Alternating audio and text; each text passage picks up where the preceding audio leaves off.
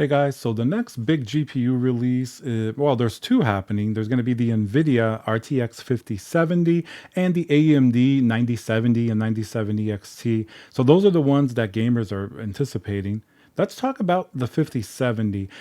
So I noticed this the other day. It was spotted by video cards, and then I wrote an article on it. Is the 5070 going to be slower than the 4070 Super? Like, think about that for a minute. That's what it really threw me off. It really threw my world into a loop, if you will.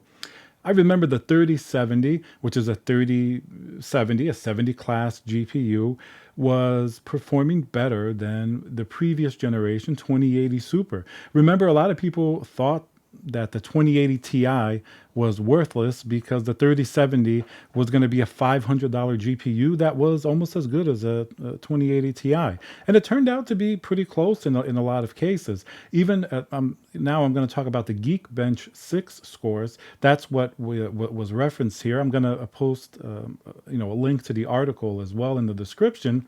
So basically, the 5070 in Geekbench 6 got a score. I'm looking at it right here. Now, this was an early version. It was some type of an Asus product with a 9800X3D.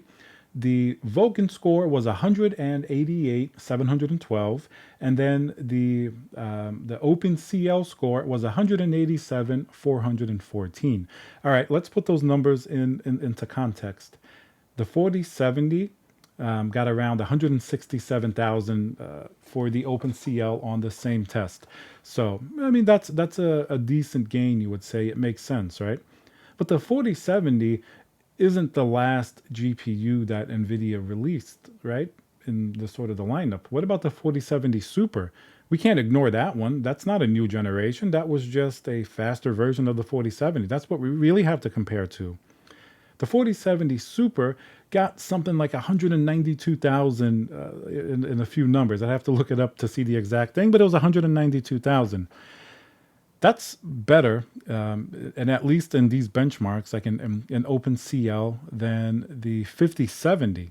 So, all right.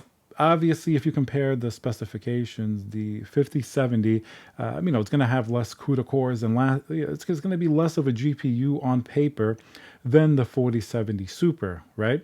That makes sense in a lot of ways. Obviously, NVIDIA's pushing DLSS 4, and they're pushing sort of the AI to really break through performance that doesn't really add up sometimes in the real world with like benchmarks like this.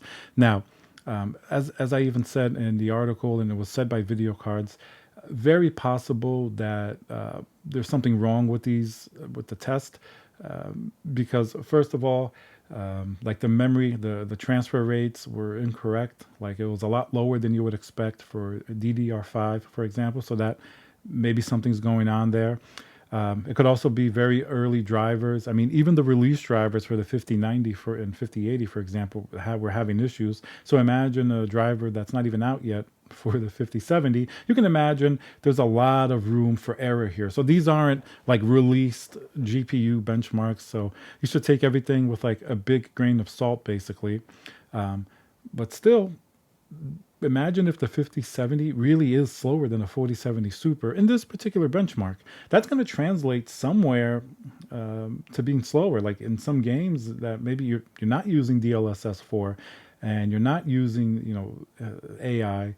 Maybe the GPU is not going to be that great. What about for productivity? And now let's hear a word from our sponsor, VIP-CDKdeals.com, a Windows Pro CD key. Add to cart, you put in code CC20. This will also work on Windows 11. You want to go into your settings in Windows, change and adjust your CD key, click activate, and now let's go back to the video.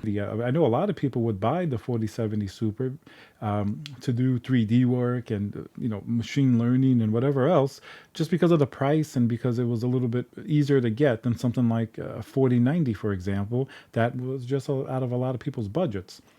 So that's kind of perplexing. I almost thought something was really, really wrong, and it may still be. Obviously, the 5070 still is faster than the 4070 in these particular benchmarks, right? They're not testing everything. They're just testing, OpenCL and Vulkan. So that's interesting because, the 4070 is not the newest GPU of the last generation. It's the 4070 Super. You would imagine logically that it has to grow from there, right? Or else what keeps people from just going and buying a 4070 Super if it's going to be faster? It doesn't make any sense unless it's the few DLSS titles that people may play that are going to take advantage of this. As much as I like DLSS, I think while both worlds right now of rasterization and DLSS and AI, FSR4 with AMD, those worlds are kind of like mixing, but it's almost like oil and water. They don't really mix all that well when you're still selling GPUs that are, traditionally powered, that gamers expect to have a certain amount of hardware. You get stuff potentially like this, where benchmarks that were supposed to be better on the newer product are better on the older one. Now, this isn't the first time this has happened. I mean, remember when the 4060 and 4060 Ti came out? Those GPUs weren't really all that much better than the 3060 and the 3060 Ti. You had very few gains with those GPUs. That's why they were highly unpopular, at least in sort of like the review world and the media. Obviously, a lot of people still bought them because of their price point and they're just more available. So people will, more like people that don't necessarily look at the technical side and people that just want a game at a certain price point, it's completely reasonable. They would just buy them. But if you really analyze them, not much going on there. Even look at the 4080 and 4080 Super. The 4080 Super basically just got a price reduction and it's a few percentage faster at best than the 4080. So, that's a little bit funny, but for a 5070 to potentially be slower than a 4070 Super, it should beat it in everything, right? It's the newer, better GPU with Blackwell architecture. Obviously, it beats the 4070, but that's not the latest GPUs, and the Supers are just a refreshed version. Now, I think some of the key here is I remember when the 4070 Super came out, and I thought to myself, you know what? For $599, this is a good GPU. I even remember I put aside my other GPUs that I was testing, the 4090, and I started playing with the 4070 Super, every day. 12 gigabytes of VRAM. I was like, what's this going to do? I even threw it at 4K, like Cyberpunk, with DLSS, obviously, DLSS 3 with frame generation. But it actually did okay. I was like, you know what? This is pretty good for $599. Yeah, of course, a 4080 or a 4090 will do a lot better. But if you tweak a few settings, if you play a 1440p where this GPU was meant to be, not 4K, obviously, that was just for testing. This is a very good GPU, and that GPU had some of the biggest gains, over the 4070 that generation of super products did. Like I said before, 4080 Super, basically nothing over a 4080. That not that great. Definitely the worst one in terms of a new performance metric. It had a lower price. That was its selling point. Lower price for basically the same performance. The 4080 Super, the 4070 Super, I'm sorry, definitely had a really significant bump over the 4070, which was already a decent GPU. It maintained the same 12 gigabytes of VRAM, but for that GPU at that time was still okay. Obviously, the 4070 Ti Super got 16 gigabytes. So while it wasn't a huge amount faster than the previous 4070 Ti, it wasn't the same difference as the 4070 to 4070 Super. The bump to 16 gigabytes of VRAM is definitely notable, and in some games would make it a lot faster if it took advantage of that VRAM, even in 1440p, even in 1080p, with high textures and really intense graphics that a lot of games are packing. Also ray tracing. You can definitely take advantage of as much VRAM as possible. So that's that's very interesting. And I'll say again, these are just leaked benchmarks. We don't know if it's accurate. It could be driver issues. You could have some obvious RAM issues, transfer issues. It could be on hardware that's not compatible. So there are a lot of caveats here that this could not be an accurate result. But if you look at the specs, the 5070, there's some things the 4070 Super still looks better. So you could see this making sense. And NVIDIA's push towards AI makes sense too. So, Jensen did say that the 5070 has 4090 levels of performance. And then obviously he said this wouldn't be possible without the magic of AI. That's that's the secret there. Obviously, if you have DLSS 4 running on a game, let's say like in Cyberpunk, the 5070 will destroy the 4070 Super and actually maybe very close to a 4090. I don't doubt what he said is accurate if you're talking about DLSS 4 and AI. To his, his credit, he did mention with the magic of AI. You just have to listen. It's not, he's not trying to pull the wool over our eyes. It's just a little bit different metric. If we like it or not is a different subject. But if you're not using DLSS, a 5070, I don't know. Is it going to struggle against the 4070 Super? I mean, the generation so far hasn't really had that big amount of gains. Like even the 5080, really can't even reach a 4090. Obviously, the 5090 in the right game, if it doesn't have missing ROPs and everything else that's going on, it can be a sizable performance gain over the already very fast 4090.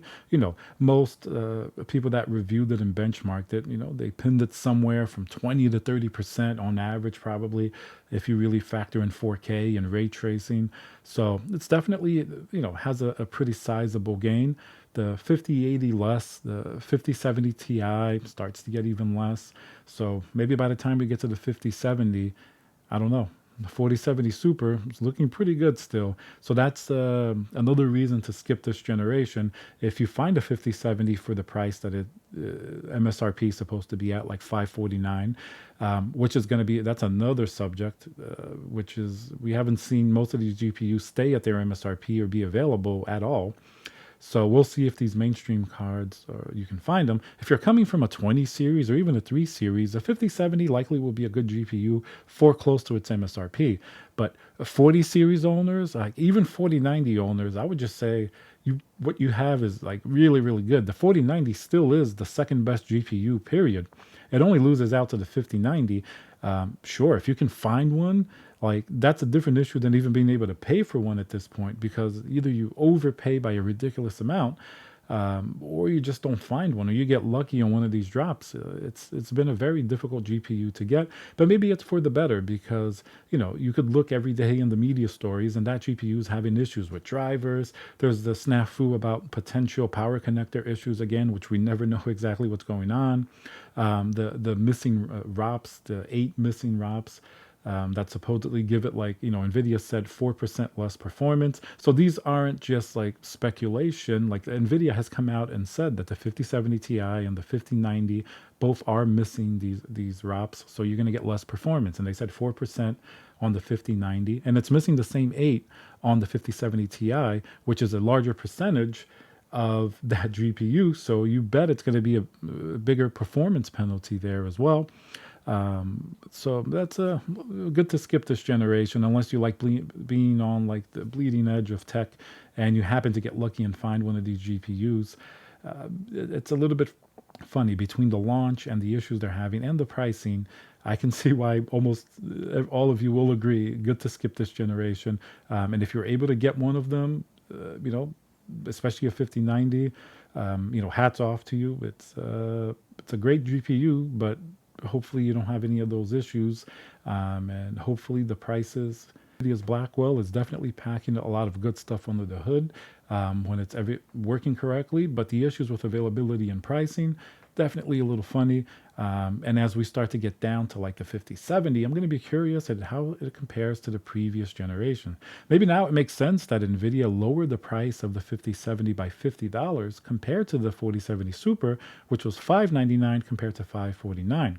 They're selling every GPU that they can, so it's not like they were afraid people wouldn't buy it at $600. Maybe the real reason is that it's not as good as a 4070 Super, especially if you compare them separately during their time frames. It might have some things better, like it might be a little more efficient. DLSS 4, obviously. It's going to have better RT cores, better tensor cores for ray tracing and for for AI stuff like DLSS. But at the end of the day, is it a better GPU? I don't know. We have to see what happens. Let me know if you're thinking about a 5070. I know a lot of people are, just because of the entry price point and it's a latest generation GPU. If you have a 4070 Super, what are you thinking right now? All right, guys, remember to subscribe, and I'll see you guys on the next video.